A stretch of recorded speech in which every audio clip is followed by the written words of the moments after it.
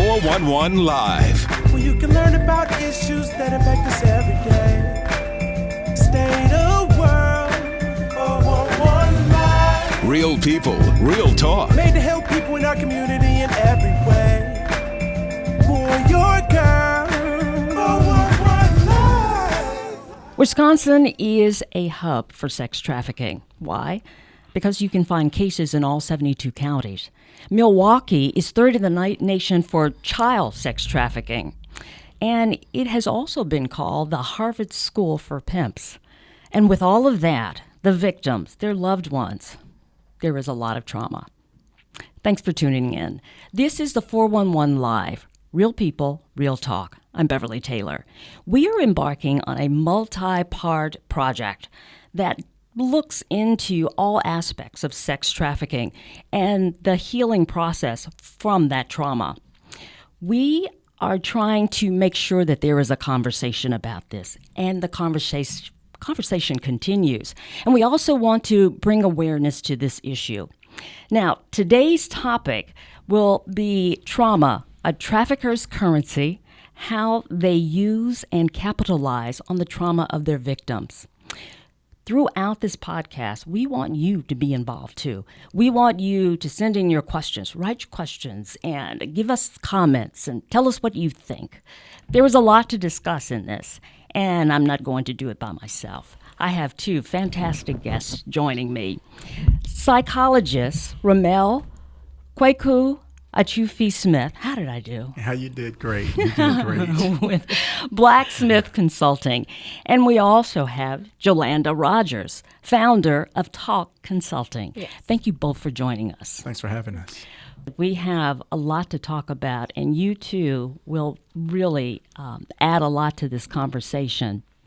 First of all, I need to mention that, again, that this is a multi-part project. And just recently, Jolanda, you emceed a portion of this project, a workshop. Can you briefly tell me about that? Yeah, so first of all, this is an amazing movement, the I Dare You to Heal movement, sponsored by the 411 Live.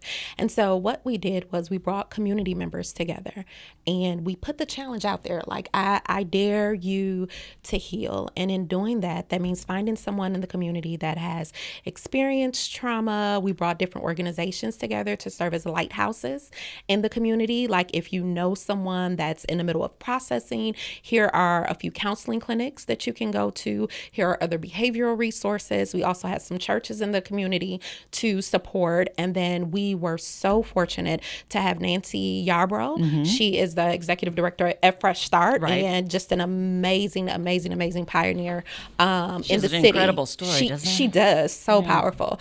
And so we had her come and kind of share her story and talk about the different dynamics of trauma, what it feels like, what it does to the body. And Dion Rex came and shared some things about the ACEs and just really putting it out there, increasing awareness for those in the community, because what you don't know, you don't know. But inviting them to the table to help facilitate this dialogue. It was great. And you did a wonderful job. Thank you. You really did. Thank you. So we're talking about trauma, and trauma is thrown around a lot. So, Ramel, just kind of give me that broad definition of trauma.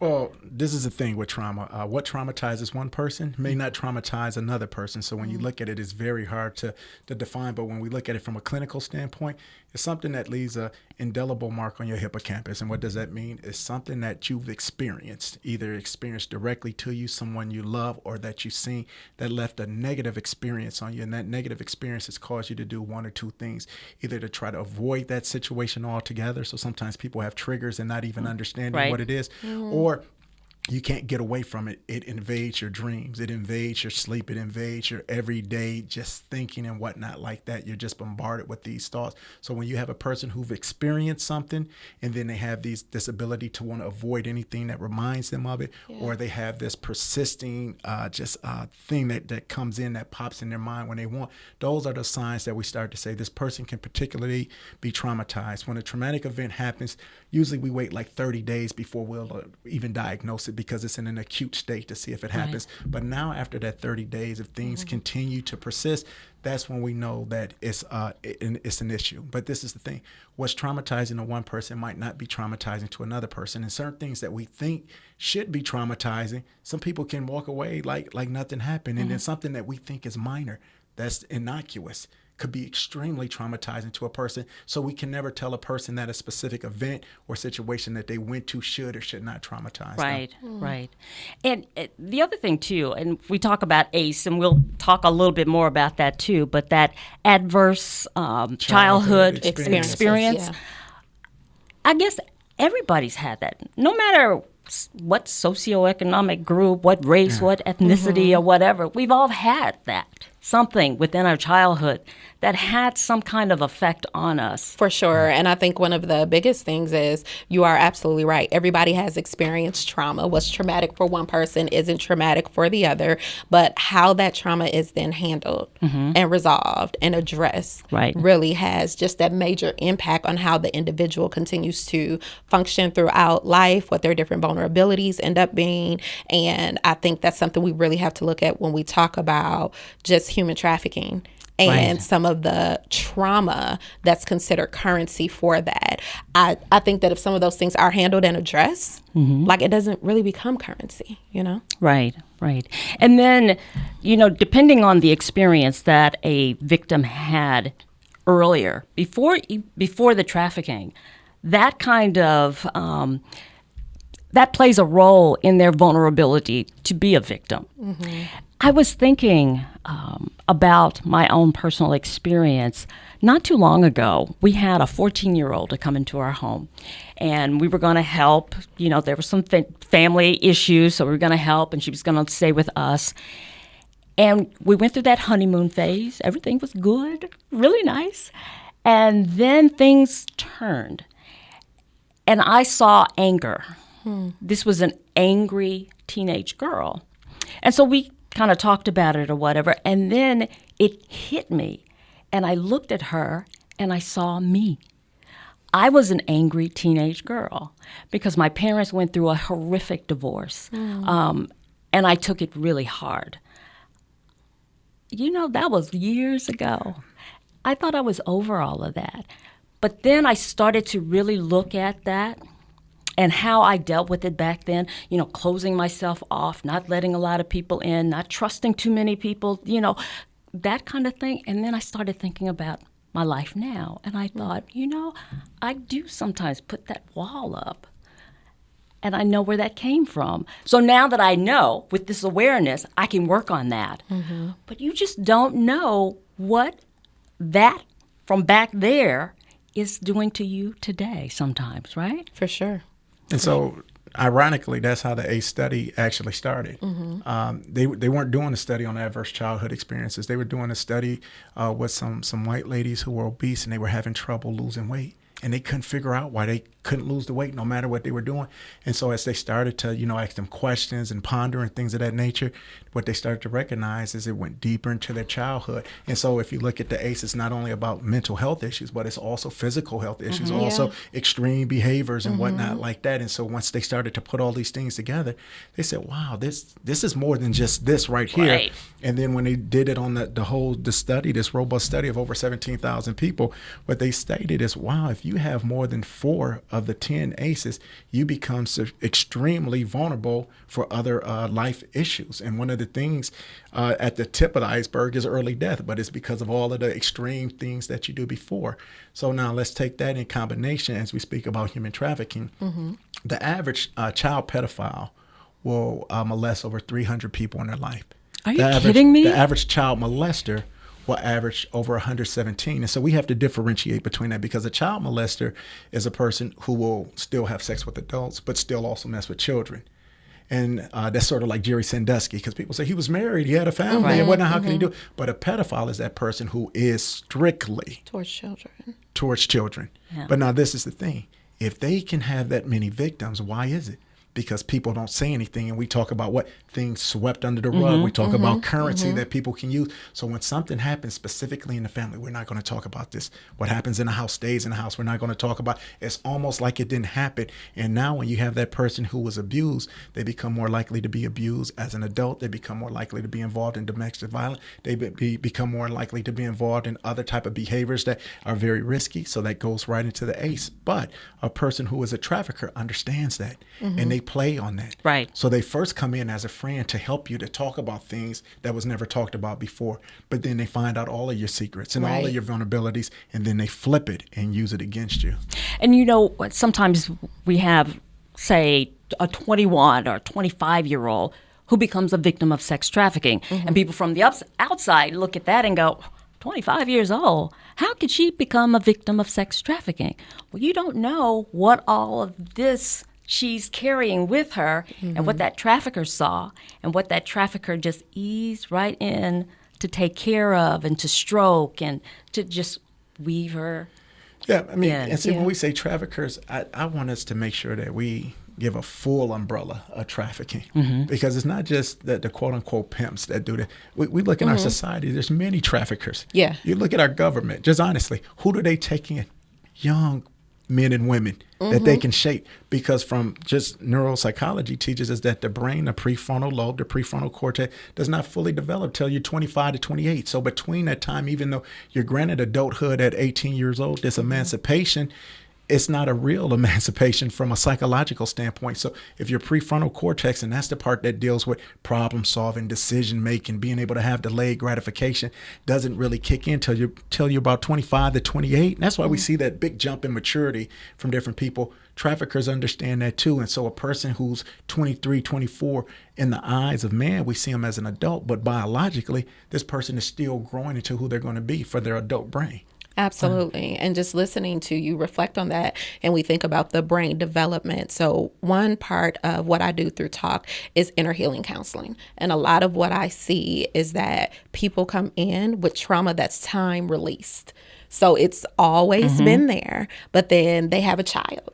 And the child turns 4, and something in them begins to remember, I was abused at 4. And so then you have all of these feelings begin to emerge. And at that moment, if a trafficker identifies that, wait, there's a hole there, and that person begins to seek that validation, to seek the affirmation, to seek that healing that they're looking for. No, it may not have happened when they were 12, but just that time release of events. And especially for women when they have children, if they're girls, when that child begins to hit that age that they were abused. And I can even say for myself, I have 3 daughters. And because I work with a lot of women, I was able to start to identify what was happening in me. So I have a 5-year-old, an 8-year-old, and a 14-year-old.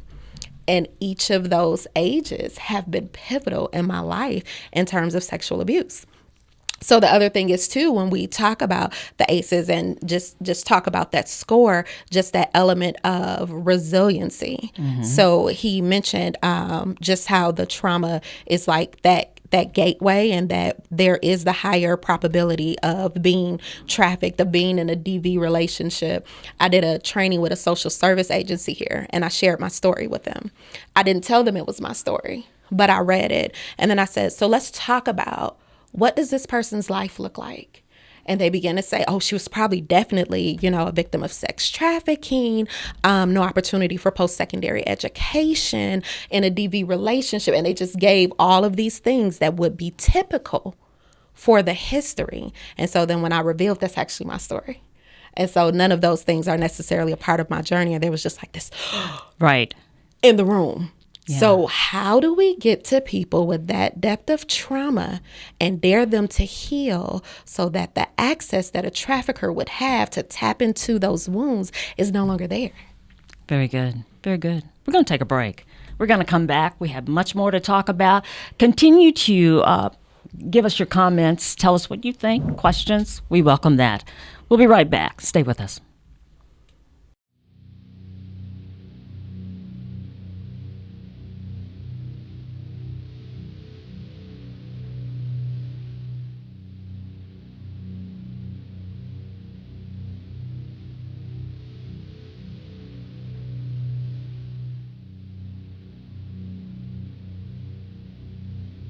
Human trafficking is a global issue that is happening locally. This is a problem that we cannot ignore. Being so scared on that hotel bed and wish I had my mommy. Going back into that feeling of, man, what am I getting myself into? She rests her head on the prison to which she's chained. I'm standing there and I can't move. I can't go nowhere, I'm stuck.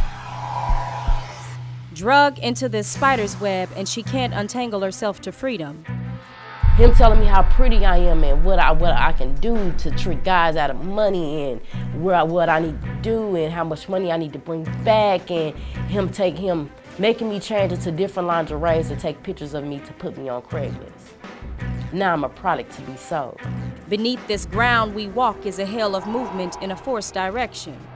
Gridlocked, traffic lights, sex, currency, bodies, stock, fear, monopolized, auction, blocks. Another John, he come another one, and just being sold over and over and over and over. Minds groomed to be immune to pain. And you used to it, and you just lay there. Numb, desensitized, innocence, drained. I went from that scared little girl, from the foster care, from being molested by my stepbrother, by my foster brother, to being a lonely little girl stuck in a house, so scared with my mother, to being trafficked.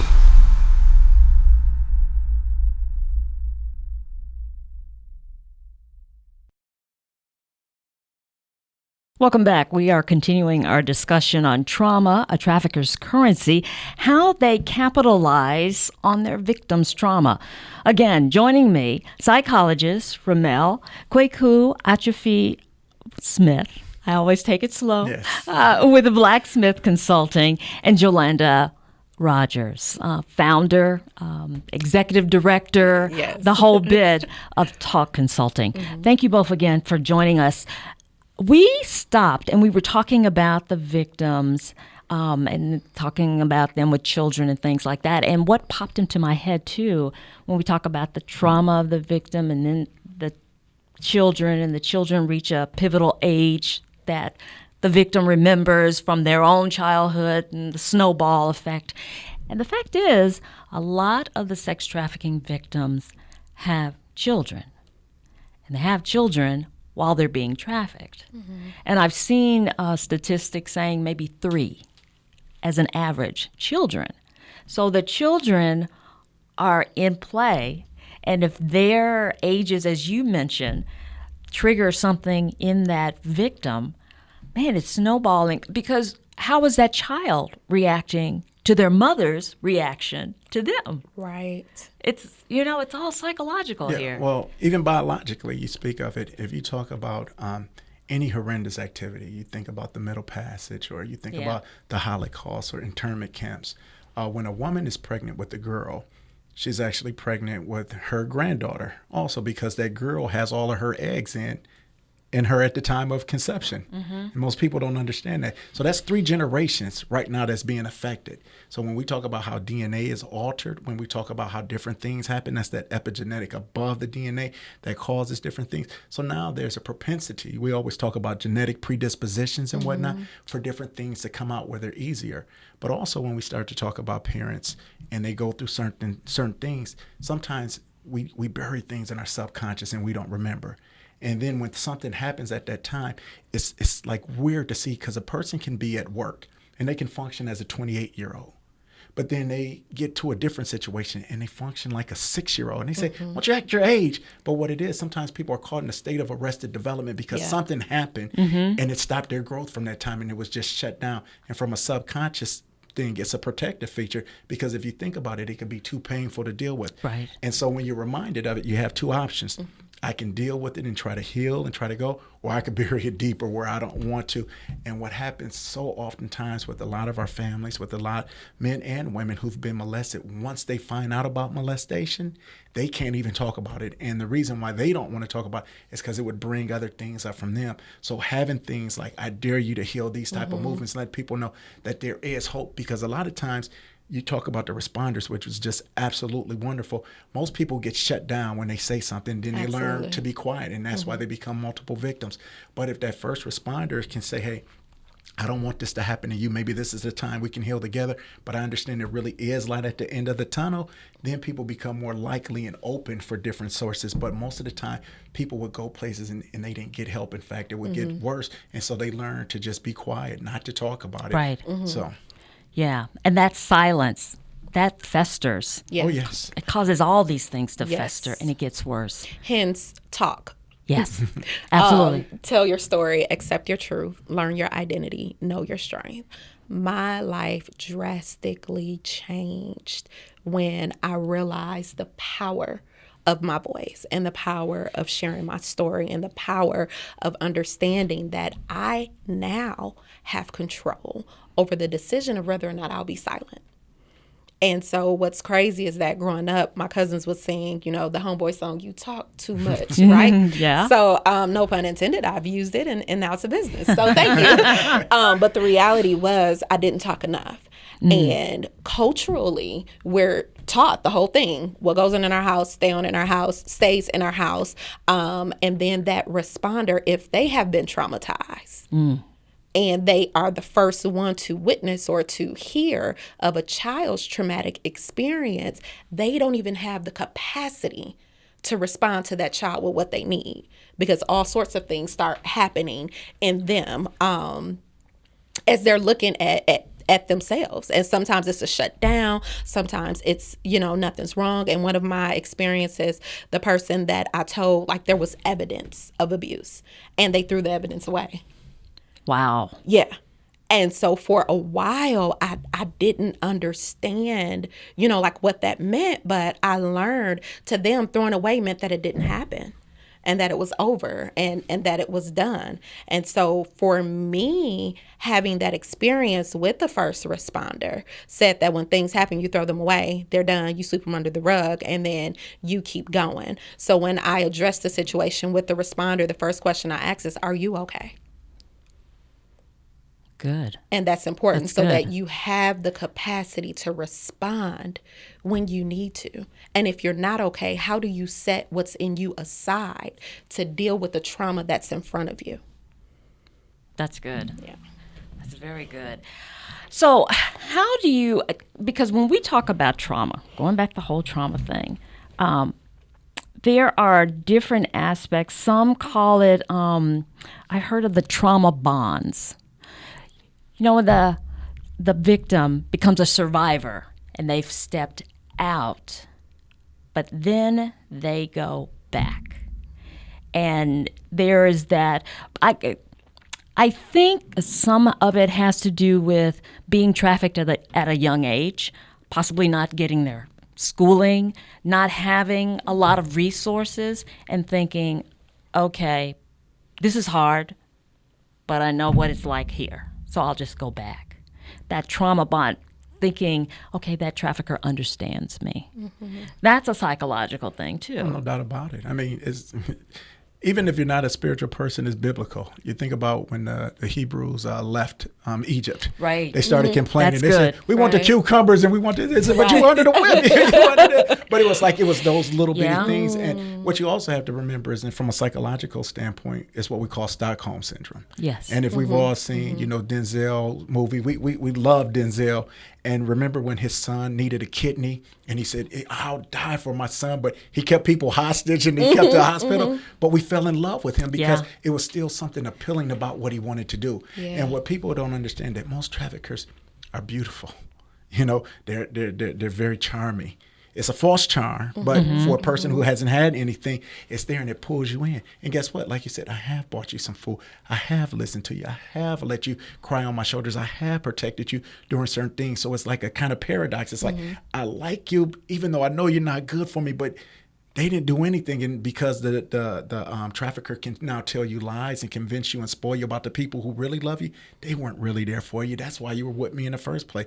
What do you think they're going to do? They're not going to love you now, especially after you've been through all of this. So it puts them in that state. As soon as one of those things, when they leave, comes true, they say, he was right, she was right. And then I go back, because it's what we become, creatures of habit. It's what I know. And then if people in my family who I love, but maybe they look at me a little different now because what I've been, who wants to be around that? Look at it like prison. We call it institutionalization. Person is in jail for 10 years, and he said, I'd just rather be in jail. I feel more comfortable in prison. I feel more comfortable, because when I go into the house, I gotta wake up on my own. I gotta cook my own meals. Like stuff we think about. That like makes me think of Shawshank Redemption. Yeah, exactly. Right. Yeah. But it's that whole same thing. It's institutionalized you. It's like I'm brainwashing you. I'm getting you ready for this. So even if you experience something good, it's something out of your comfort zone that you don't know. And even if our comfort zone is filled with dysfunction, it's what we know. So we like home. So even if home is dysfunctional means what? I feel a little safe. Yeah.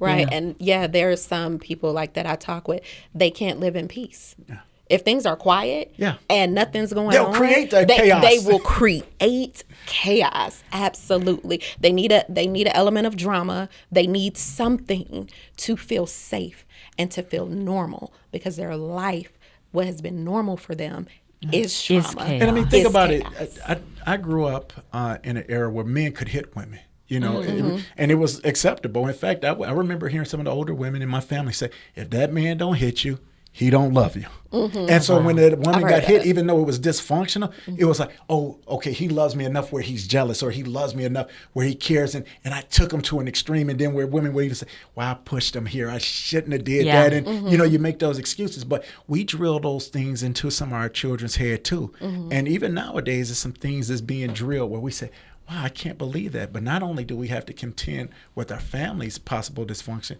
when we look at the dysfunction of the media, whether it's the video games, whether it's the songs, whether it's the movies, the films, television programs, things of that nature, it's so many things that our young people are inundated with that's not as censored as it was when we were growing up, where now their thinking is in a whole different process. And as we said, the brain, if it doesn't fully develop until you're between 25 and 28, they're getting that information, but how they process it is so completely different.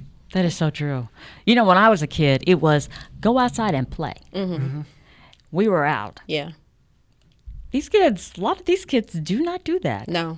That is not part of it. Yeah, and people around me, in my extended circle, feel that we parent differently because I have dialogues with my children. There isn't a what I say goes. If something comes up, I want to tell me a little bit more about that, because then I learn what they're hearing and what's coming into them from those different media influences and such. And even when you talk about just that whole element of going outside, it's like, no, go out. There's a backyard with the gate. But technology and just the accessibility to it, which is, again, currency for pimps, because they get access to them, and young people find something that's attractive, or they feel, loved or cared about, or somebody is interested in what's going on. And Nancy shared at the event on Sunday, she talked about the roller coaster experience. And you mentioned, why do women go back? Like if they get out of it and they go back, that sense of safety. And then somehow they begin to think that I'm in control of what's happening.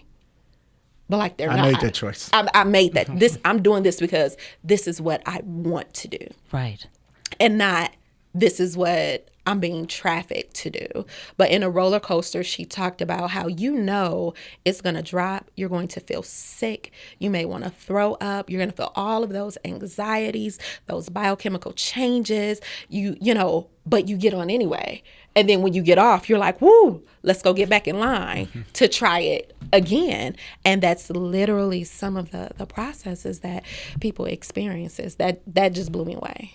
I was talking to an assistant U.S. attorney once, and she gave me some examples because she prosecutes a lot of sex traffickers. And she was telling me that one of them told her about the mall visit.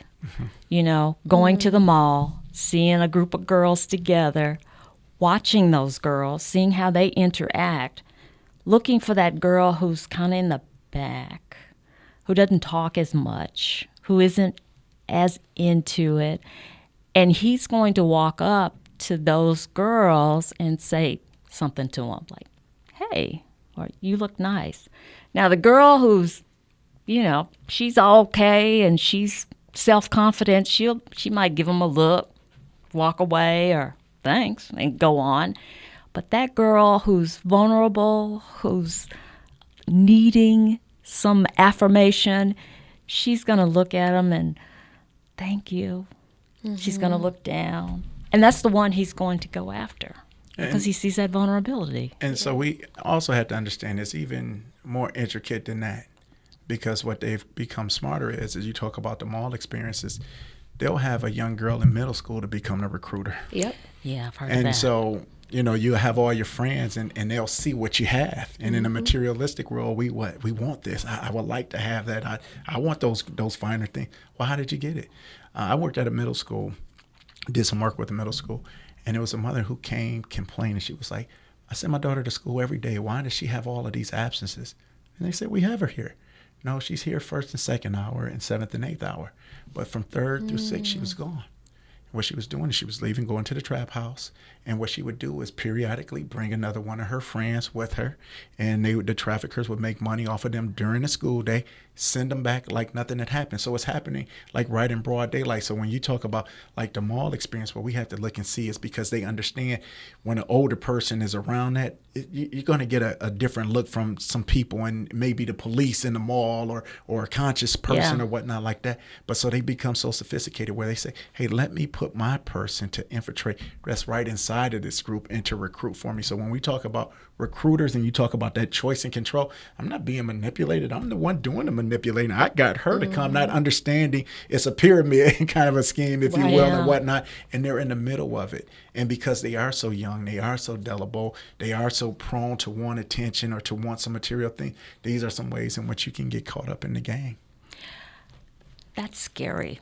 What you just said, middle school. Oh, I mean, the average age was 13, and and that's for sex trafficking. I mean, we haven't even begun to talk about, trafficking as far as workers and for soldiers, for field work and things of that nature. Right. This is much larger than just sex trafficking. This is just one area of human trafficking. That pie, what we're talking about.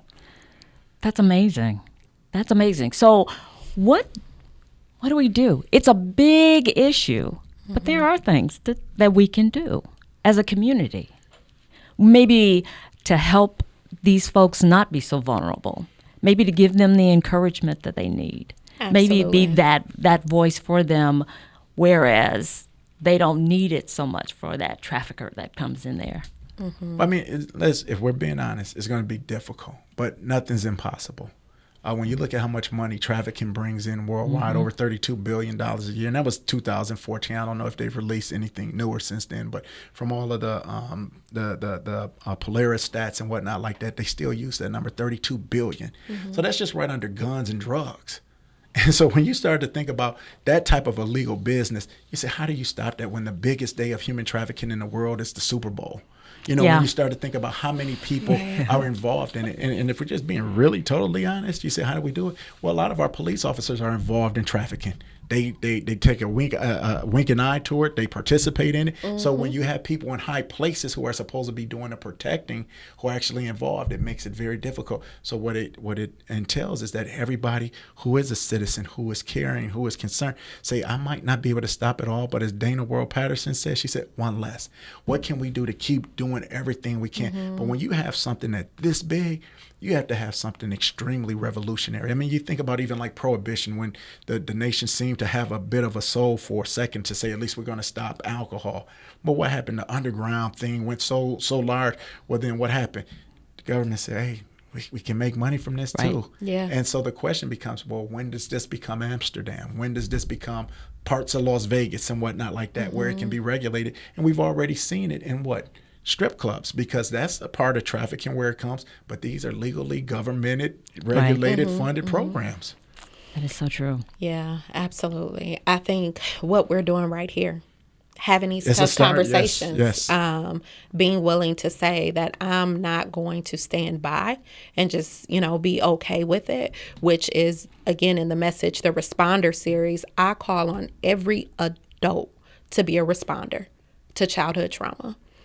Because if we are responding appropriately when things happen, we are reducing the probability of them being sucked in to these types of behaviors, into trafficking, into just having a life that's just filled with mental health issues and early death and some of the other things.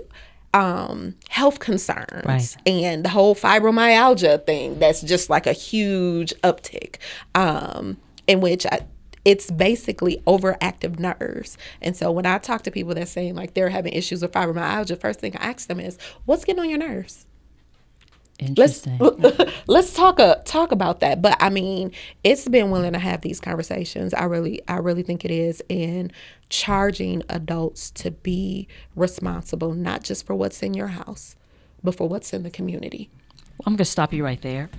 We've run out of time, but because we have so much more to talk about, we're going to do a part 2. So please stay tuned for that. First of all, before we leave, if someone, they may not get to the part 2, if they want to get in touch with you guys, how do they go about doing that? I mean, you can call me at 414-501-3622, 501-3622, or visit the website at blaquesmith.com, blaquesmith.com. All right, and if you need to talk and want to get a conversation started, you can reach out to me at talkconsulting.net, and like us on Facebook and just check us out. All right. So this has been great. I hope you have enjoyed it. I hope you have gotten something from it. I hope you have rendered your comments, your questions. Tell us what you think, because we really, really want to know. I want to thank my guests, psychologist Ramel, Kweku Akyirefi Smith, and Jolanda. Rodgers, you guys have been great, and because you're so great, we're going to do part 2, so stick around. Now, we will put a lot of the information on this topic on our website, and that's www.the411live.org. You can also check us out at Facebook, IGTV. You can go to Twitter, the YouTube channel. We're everywhere. Now, this is a nonprofit organization. We're trying to do a lot of things, and we do need your help. So if you feel so led, we would welcome you to make a donation to this organization. Just go to our website, because we think this is a very important topic and you can be a partner with us, and we would like that. So there will be lots of podcasts. We want you to continue to check us out. Talk to us, leave your comments, and if you have suggestions of a topic that you would like us to address, let us know that. We really want to know. Again, the website, www.the411live.org. So, this is the 411 Live podcast. Real people, real talk. We'll see you next time. Coming up next on the 411 Live. A lot of times, in speaking specifically of men, young boys are molested, but when they're molested by women, they don't think of it as molestation. They think about, I've grown into manhood, this pseudo rites of passage, this fraudulent rites of passage right away, but not understanding what that does to them.